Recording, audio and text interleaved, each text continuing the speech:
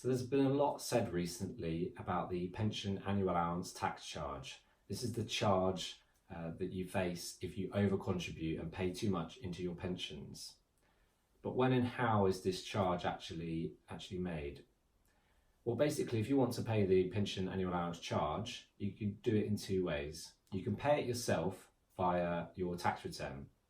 This is done through the self-assessment tax return. So if you're not already registered for self-assessment tax return and you have a pension annual allowance charge which you want to pay, you will need to register for the self-assessment. There's some additional information pages of the assessment that you'll need to complete, where you'll need to note down the excess contribution you've made to your pension, and the charge will be collected with all your other taxes through self-assessment. The other way the pension annual allowance charge can be paid is through what's called scheme pays, and this is basically where your pension will actually pay the charge itself. So if you want to do it this way, there are a couple of conditions.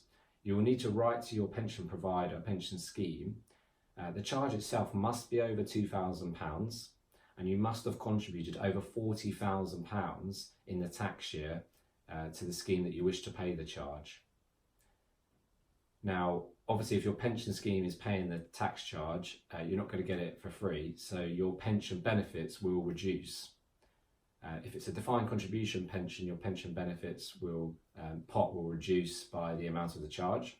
And if it's a defined benefit pension, like the NHS pension scheme, your future income benefits will be reduced through a complex formula that the NHS use.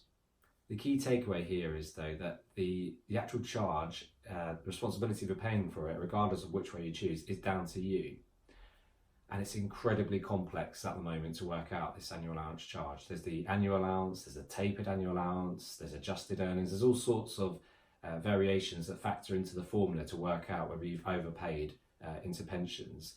So I'd say financial advice is absolutely essential if you're not sure what you're doing. You don't know what you don't know, and if you get it wrong, HMRC could come after you years down the line for a large tax bill.